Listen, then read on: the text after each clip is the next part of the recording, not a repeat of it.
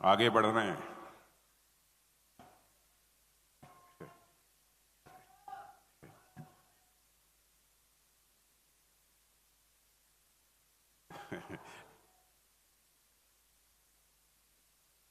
आज के इस कार्यक्रम के सभापति श्रीमान रविंद्र शोभणे जी और महाराष्ट्र राज्य के कर्मशील यशस्वी मुख्यमंत्री श्री एकनाथ जी शिंदे, प्रदेश के भारतीय जनता पार्टी के अध्यक्ष, तेज तर्रार अध्यक्ष ऐसे श्री चंद्रशेखर बावनकुले जी और महाराष्ट्र सरकार के राजस्व मंत्री श्रीमान राधा कृष्ण विखे पाटिल जी और महाराष्ट्र के पूर्व गृह मंत्री श्री कृपाशंकर सिंह जी, सदस्य लोकसभा, और जिनके बारे में मैं कह सकता हूं, मेरे बहनों भाइयों, संसद के अंदर बराबर जन सामान्य से जुड़ी समस्याओं की आवाज उठाने का काम यदि कोई करता है तो आपके सुजय राधा कृष्ण विखे पाटिल, जिलाध्यक्ष विठ्ठलराव लंघे, दिलीप पाल सिंह, श्री अभय आगरकर और यहां समस्त साहित्यकार जो मौजूद हैं जिन्हें आज पुरस्कृत किया गया है, और इस साहित्य जगत से जुड़े हुए अन्य सभी सम्मानित साहित्यकार, अन्य सभी यहां पर मौजूद हमारे पत्रकार मित्रों और मेरे परिवार के सेतकरी बहनों एवं भाइयों,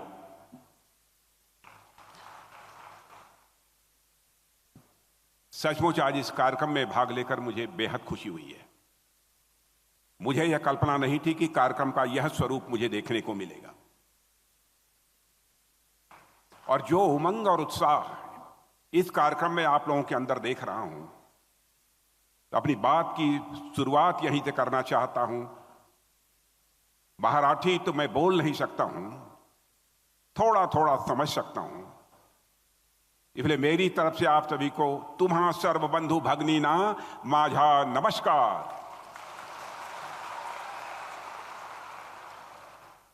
बहनों भाइयों, यह संत तुकाराम की धरती है, संत एकनाथ की धरती है, संत ज्ञानेश्वर की धरती है, ज्योतिबा फुले की धरती है, सावित्रीबाई फुले की धरती है और संभाजी महाराज की यह धरती है। छत्रपति महाराज जी शिवाजी को महाराष्ट्र के लोग ही नहीं, संभाजी महाराज को महाराष्ट्र के लोग ही नहीं, बाबा साहब भीमराव अंबेडकर को महाराष्ट्र के लोग ही नहीं, बल्कि जिन महापुरुषों का मैंने नाम लिया था, सभी के लिए समान आदर हिंदुस्तान के कोने कोने में देखने को मिलता है। और आज जिस कार्यक्रम के लिए मैं यहां पर आया हूं, श्रीमान विठ्ठलराव विखे पाटिल जी की 123वीं जयंती के कार्यक्रम में भाग लेने के लिए, जिसमें हमारे प्रमुख साहित्यकारों को सम्मानित किया गया है, इसके लिए मैं आभार व्यक्त करना चाहता हूं। महाराष्ट्र सरकार के राजस्व मंत्री श्री राधाकृष्ण विखे जी पाटिल और आपके लोकप्रिय सांसद डॉक्टर सुजय राधाकृष्ण विखे पाटिल को कि उन्होंने इस कार्यक्रम में भाग लेने के लिए मुझे आमंत्रित किया है। मैं यहां पर उपस्थित सभी साहित्यकारों का भी मैं अपनी तरफ से अभिनंदन करता हूं और साथ ही साथ उनको मैं ढेर सारी शुभकामनाएं भी देता हूं। साहित्य और कला के क्षेत्र में आप सबका बहुत बड़ा योगदान है। अब बिरले ही कुछ स्थान है जहां पर कि साहित्यकारों का, लेखकों का, कलाकारों का सम्मान किया जाता है, लेकिन जिस परंपरा की शुरुआत डॉक्टर राधाकृष्ण विखे पाटिल और डॉक्टर सुजय विखे पाटिल ने प्रारंभ की है, उसकी जितनी भी सराहना की जाए मेरे बहनों भाइयों कम है। और उसी क्रम में कृषि सहकारिता से जुड़े संगठन द्वारा आपको जो यह पुरस्कार दिया गया है, यह निश्चित रूप से आपके लिए और हमारे देश के युवाओं के लिए एक प्रेरणा का यह कार्य कर रहा है। मुझे यह बताया गया है कि अतीत में जिन लोगों को पद्मश्री, श्रीमान राधा कृष्ण विखे पाटिल, श्रीमान सुजय विखे पाटिल ने प्रारंभ की है, उसकी जितनी भी सराहना की जाए मेरे बहनों भाइयों कम है। और उसी क्रम में कृषि सहकारिता से जुड़े संगठन द्वारा आपको जो यह पुरस्कार दिया गया है, यह निश्चित रूप से आपके लिए और हमारे देश के युवाओं के लिए एक प्रेरणा का यह कार्य कर रहा है। मुझे यह बताया गया है कि अतीत में जिन लोगों को पद्मश्री, विठ्ठलराव विखे पाटिल साहित्य पुरस्कार ये दिया गया है, उनमें से कई लोगों ने आगे चलकर साहित्य अकादमी और महाराष्ट्र सरकार द्वारा दिए जाने वाले साहित्य पुरस्कार भी उन्होंने प्राप्त किए हैं।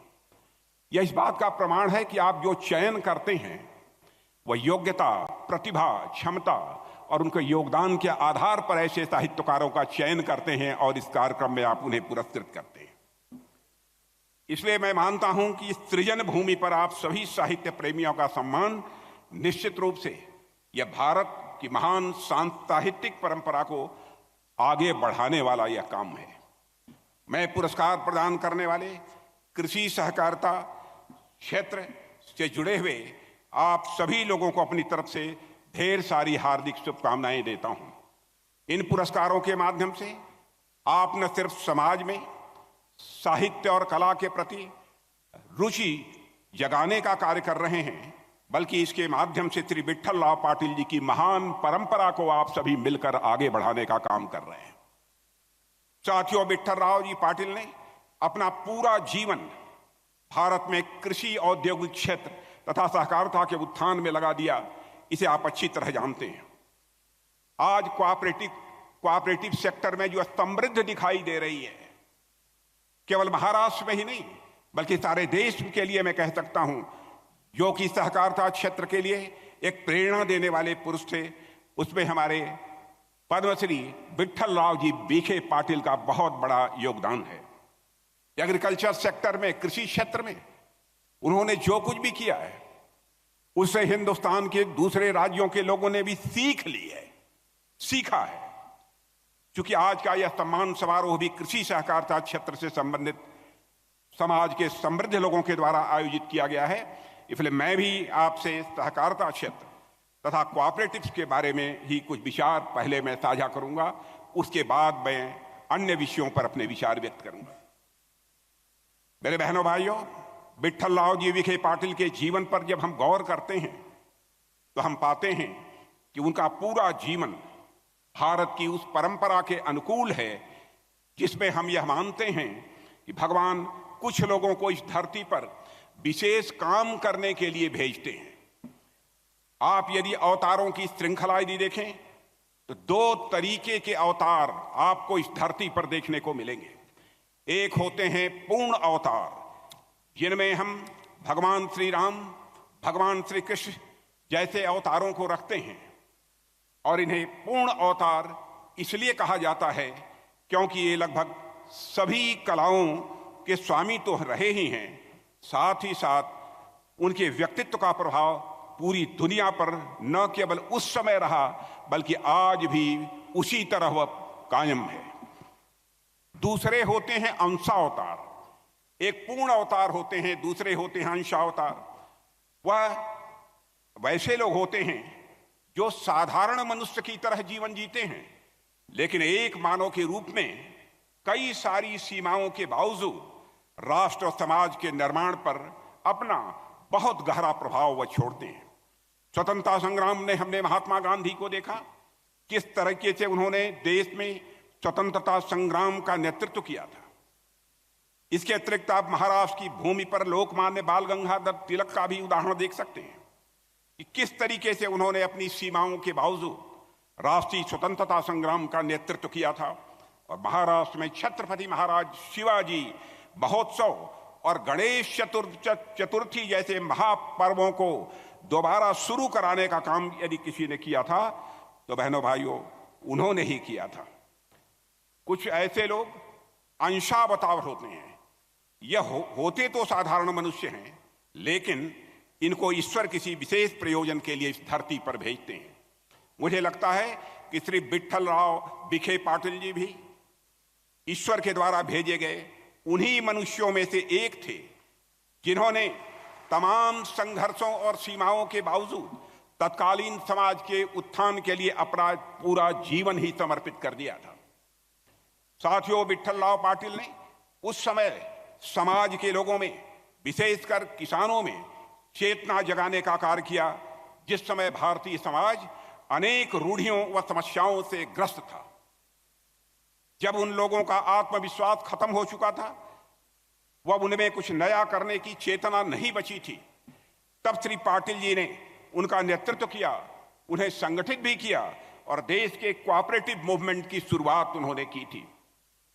मेरे बहनों भाइयों, आज के समय में तो सहकारिता एक फलता फूलता हुआ सेक्टर बन गया है, केवल महाराष्ट्र में ही नहीं पूरे भारत में। सहकारिता का उल्लेख न सिर्फ कॉन्स्टिट्यूशन के प्रोविजंस में है, केवल संविधान के प्रोविजंस में नहीं है, बल्कि प्रधानमंत्री जी मोदी जी के नेतृत्व में कोऑपरेटिव मूवमेंट को आगे बढ़ाने के लिए हम लोगों ने सहकारिता मंत्रालय को अलग से ही एक विभाग ही बना दिया है। लेकिन जब स्वतंत्र भारत में कोऑपरेटिव आंदोलन की शुरुआत हुई थी तो लगभग हर जगह यही प्रश्न उठाए जा रहे थे कि भारत जैसे विशाल देश में, जहां पर किसानों के पास इतनी साक्षरता नहीं है, किसान इतने पढ़े लिखे नहीं हैं, वहां यह सहकारिता आंदोलन कैसे सफल हो पाएगा।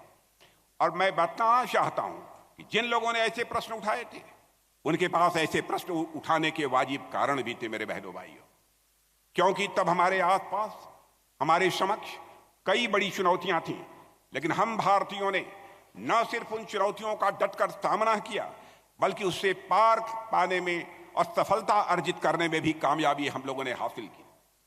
यह हम सभी भारतवासियों के उद्यम का ही परिणाम है कि आज सहकारिता आंदोलन इतना सफल होकर भारत में खड़ा हुआ है। आज यदि महाराष्ट्र का नाम देश के टॉप शुगर प्रोड्यूसर स्टेट्स में होता है तो मैं कह सकता हूं इसमें बहुत बड़ा कंट्रीब्यूशन किसी का है तो पद्मश्री विठ्ठलराव विखे पाटिल जी का है। न सिर्फ महाराष्ट्र बल्कि सहकारी आंदोलन ने पूरे देश के किसानों की समृद्धि के कई रास्ते खोले हैं। राष्ट्रीय सहकारी विकास निगम, नेफेड, इफ्को, अमूल जैसे कई कोऑपरेटिव कमेटीज ने किसानों के सामाजिक और आर्थिक विकास में बेहद महत्वपूर्ण भूमिका निभाई है। सरकारी समितियों ने अपने आप को सिर्फ कृषि क्षेत्र तक ही नहीं सीमित रखा है, बल्कि मैं कह सकता हूं कि बैंकिंग क्षेत्रों में भी प्रभावी तरीके से अपना पैर फैलाने में कामयाब हुआ है। पूरे भारत में अनेक सहकारी बैंक आज अपने सदस्यों को कम ब्याज पर कृषि कार्यों के लिए तथा छोटे मोटे उद्योगों की स्थापना के लिए वह ऋण देने का काम कर रहे हैं।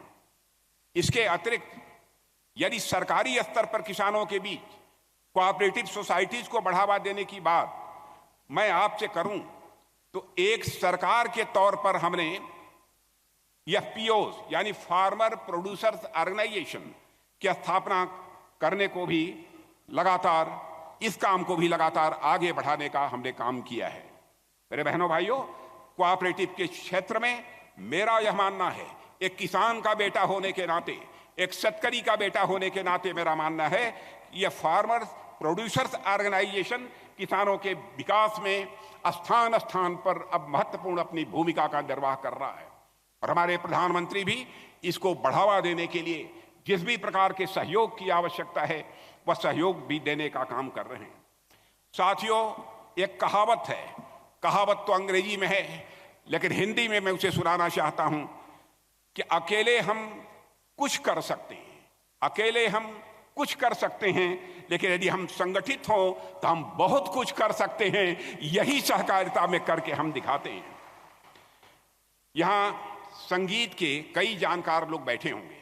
आप सबको पता होगा कि हर संगीत वाद्य यंत्र जो होता है उसकी एक अपनी सबकी अलग अलग धुन होती है। तबले की धुन अलग होती है, हारमोनियम की धुन अलग होती है, बांसुरी की धुन अलग होती है। जब अलग अलग बजते हैं तो अलग अलग धुन, अलग अलग आवाजें निकलती हैं, मिलाकर बजा दीजिए तो मेरे बहनों भाइयों वह एक उत्सव बन जाता है, वही एक ऑर्केस्ट्रा हो जाया करता है। यही है सहकारिता का मर्म, यही है सहकारिता का रहस्य, मिलकर काम करने का। ठीक इसी प्रकार यदि आप अकेले रहकर कोई काम करते हैं तो आप वह काम तो कर सकते हैं, लेकिन यदि उसमें संगठन का बल लग जाए तो वह काम पूजा की तरह लगता है और उसमें स्वाभाविक रूप से समृद्धि आती है, खुशहाली आती है। मुझे लगता है कि श्री विठ्ठलराव विखे पाटिल जी ने भी किसानों के बीच यही विश्वास जगाया होगा उस समय, तब जाकर इतना बड़ा आंदोलन खड़ा हुआ है। और आज उन्हीं के परिचिह्नों पर चलते हुए हमारी सरकार भी सहकारी समितियों को आगे बढ़ाने का काम कर रही है। सहकार से समृद्धि, सहकार से समृद्धि, यह भी नारा आप लोगों ने सुना होगा। इस नाम से हमने एक स्कीम की शुरुआत भी की है, जिसके माध्यम से हम देश के कोऑपरेटिव शुगर इंडस्ट्री समेत अनेक सेक्टर के रिवाइवल यानी उनके पुनर्जीवित करने का भी हम प्रयास कर रहे हैं। इसके साथ ही हम इस योजना के माध्यम से urban and rural cooperative bank की मजबूती की तरफ भी हमारी सरकार पूरी तरह से ध्यान दे रही है। और इस योजना के तहत हमारे प्रयास कोऑपरेटिव सेक्टर को गतिशील बनाएंगे, जिससे पूरे देश में एक मजबूत कोऑपरेटिव मूवमेंट यानी सहकारिता आंदोलन विकसित होगा। सहकार से समृद्धि, सहकार से समृद्धि, यह हमारी केवल योजना नहीं है मेरे बहनों भाइयों, बल्कि हमारी सरकार का यह मंत्र है। मैं इस देश के किसान भाइयों को बतलाना चाहता हूं। साथियों, सहकारी का अर्थ होता है सह और कार्य, यानी मिलकर काम करना। जो काम एक साथ मिलकर किया जाए उसे हम कहते हैं कि सचमुच यह सहकारी काम है। यह हमारी यहां सोच रही है। साथियों, मुझे तो यहां तक लगता है यदि सहकारिता का कोई सबसे बड़ा उदाहरण है तो इस देश का लोकतंत्र है। सहकारिता का सबसे बड़ा यदि कोई उदाहरण है इस देश का लोकतंत्र है, जहां भारत के महामहिम राष्ट्रपति को के वोट की जितनी कीमत होती है वही एक सामान्य झोपड़ी में रहने वाले, दूर दराज क्षेत्रों में रहने वाले व्यक्ति के भी वोट की उतनी ही की कीमत होती है। इसलिए सहकारिता भारत की आत्मा में रची बसी है और सहकारिता भारत के विचारों और यह संस्कारों का एक अंग है। मेरे बहनों भाइयों, साथियों, मैं आप सबसे सेल्फ हेल्प ग्रुप्स के बारे में भी बात करना चाहूंगा। ये ग्रुप्स लीगल या फॉर्मल रूप में भले ही कोऑपरेटिव सोसाइटीज के अंतर्गत न आते हों, लेकिन यह भी लोगों के बीच कोऑपरेशन का एक बहुत ही प्रभावी माध्यम है। एबीपी माझा, उघडा डोळे बघा नीट।